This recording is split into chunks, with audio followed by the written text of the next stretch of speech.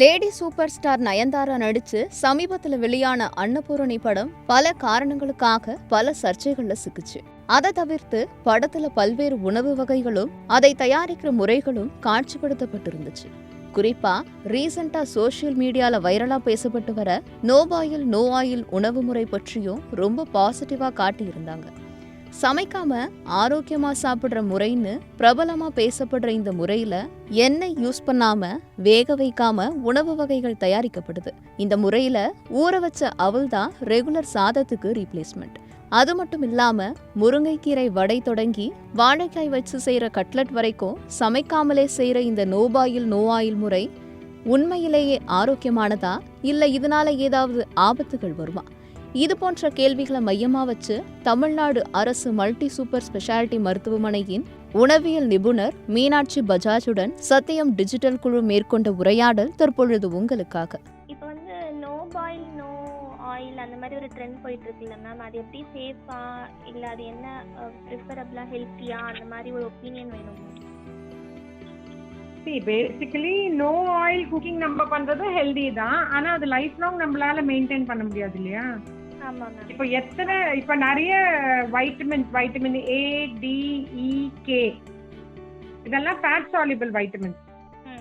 So இந்த fat soluble வைட்டமின்ஸ்க்கு எல்லாத்துக்குமே நம்மளுக்கு கொஞ்சம் ஃபேட் தேவைப்படுது.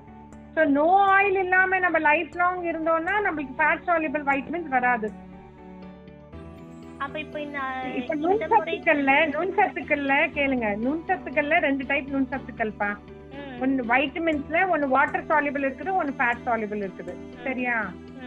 இப்ப ஃபேட் சால்யுபிள் வைட்டமின்ஸ் நம்மளுக்கு பாடிக்கு அவைலபிளா இருக்கணும்னா ஃபேட் இருக்கணும் டயட்ல.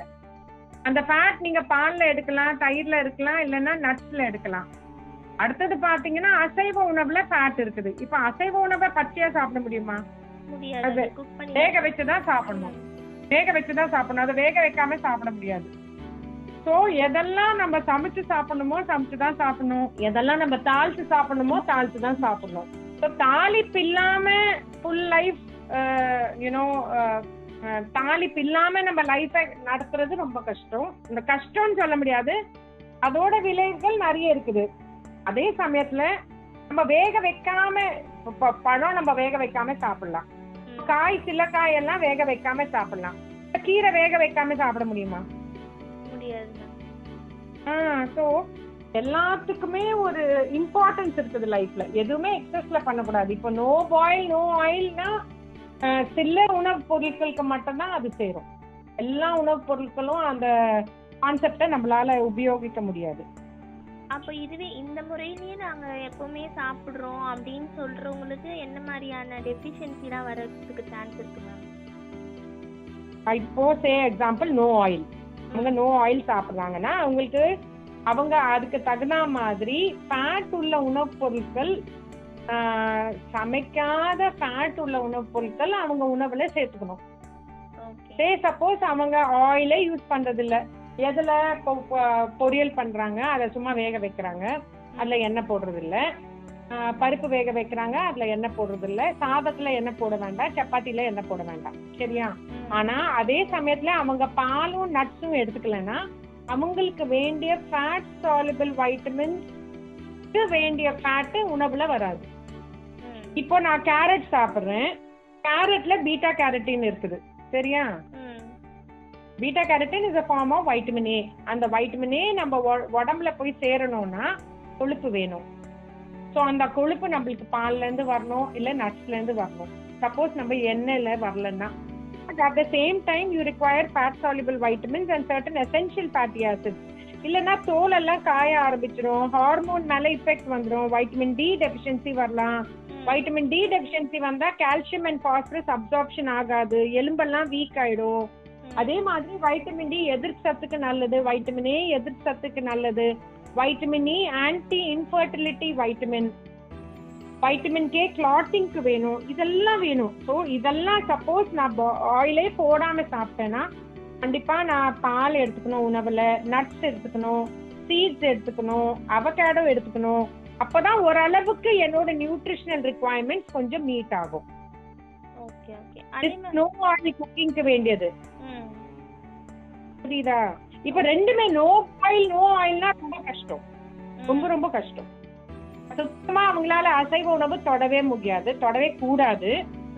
அதுக்கு அடுத்தது எந்த உணவும் நம்ம இப்போ கீரை இருக்கட்டும், உருளைக்கிழங்கு இருக்கட்டும், இல்ல பருப்பு இருக்கட்டும், அது எப்படி வேக வைக்காம சாப்பிடுவாங்க? அப்புறம் என்னதான் சாப்பிடுவாங்க? வெறும் சாலட் சாப்பிடுவாங்க, வெறும் பழம் சாப்பிடுவாங்க. அது பேலன்ஸ்டு டயட்டே இல்ல. வெறும் டேஸ்டுக்கு இல்ல, அதுல இருக்கிற கிருமி கூட we want to destroy the unhealthy microorganisms, prevent foodborne diseases. அதுக்காக தான் we say do thorough cooking. இப்ப தண்ணி கூட நம்ம பாயில் பண்ணி ஆற வச்சு தான் குடிக்கணும், அது பேசிக். இல்லையா? that no oil, no boiled cooking is healthy, but it is not a balanced diet. Healthy தான், you will have lot of ஆமா, அது healthy and it is not balanced. At the same time there is a risk of foodborne illness, foodborne infection, and we will miss out on so many food groups. இப்போ food groups பார்த்தோம்னா பால் ஒரு food group, non veg ஒரு food group, கீரை ஒரு food group, பருப்பு ஒரு food group. பருப்பு எப்படி நீங்க சாப்பிடுவீங்க? அப்புறம் வெறும் ஒற்றைக்கல்ல தான் சாப்பிட முடியும், வேற எதுவும் சாப்பிட முடியாது. கரெக்டா? பருப்பு அப்புறம் உணவுல எப்படி சேர்த்துப்பீங்க? ஸோ ஏதாவது ஒரு உணவு குரூப் மிஸ்ஸிங் ஆயிடும் லிஸ்ட்ல. இப்போ ஒரு ஃபுட் குரூப் மிஸ்ஸிங் ஆயிடுச்சுன்னா அதுல வர நுண்சத்துக்கள், மேக்ரோ நியூட்ரியன்ஸ் எல்லாம் மிஸ்ஸிங் ஆயிடும். ஸோ அதோட இஃபெக்ட் நம்ம பாடிக்கு இல்ல எஃபெக்ட் தானே அது. சில பேர் வெறும் கோஸா சாப்பிடுவாங்க ஃபுல் டே, ஒரு நாள் கேரட்டா சாப்பிடுவாங்க, ஒரு நாள் வெறும் ஜூஸா குடிப்பாங்க. அதெல்லாம் ஏதாவது குறைபாடு வந்துதான் சேரும். நீங்களே நிறைய பேர் பார்த்திருப்பீங்க, நிறைய பேர் நிறைய டயட்டிங் பண்ணிட்டு நல்லா எடையை குறைச்சிட்டு அப்புறமா ஒரு 5 வருஷம் கழிச்சு பாத்தீங்கன்னா 3 மடங்கு எடை இருக்கும். ஏன்னா ஒரே டைப் ஆஃப் ஃபுட் சாப்பிட்டு நிறைய விஷயம் இல்ல, we cannot, it is not sustainable, it is not sustainable. Long derma நம்மளால எடுக்க முடியாது. சில உணவு இப்போ வாரத்துல ஒரு 2 நாள் அப்படி பண்ணா நல்லது. வாரத்துல ஒரு 2 நாள் அது கூட நான் கேர்ஃபுல்லா பண்ணணும். இதெல்லாம் நான் தேர்ந்து எடுத்துதான் பண்ணணுங்க. எல்லா உணவு பொருட்களும் அப்படி பண்ண முடியாது. அந்த மாதிரி இல்லைன்னா ஒரு நாளைக்கு ஒரு உணவு, நோ ஆயில் நோ பாயில் நம்ம பண்ணா கூட healthy, I would say. But if you want all 3 meals all your life, it is definitely not a sustainable and not a healthy way of life. Okay ma'am. Okay pa. Thank you ma'am, நிறைய தகவல்கள் சொன்னதுக்கு நன்றி ma'am. வாழ்வியல் சார்ந்த ஆரோக்கியம் தொடர்பான பல தகவல்களை மருத்துவர்கள் கிட்ட இருந்தே நேரடியா தெரிஞ்சுக்க சத்தியம் டிஜிட்டல் கூட எப்பவும் இணைஞ்சிருங்க. இந்த விமென்ஸ் டே இன்னும் ஸ்பெஷல் ஆக்க ஸ்னேஹாலயால வித்தியாசமான புத்தம் புது collection. Let's celebrate womanhood. Snehalaya silks.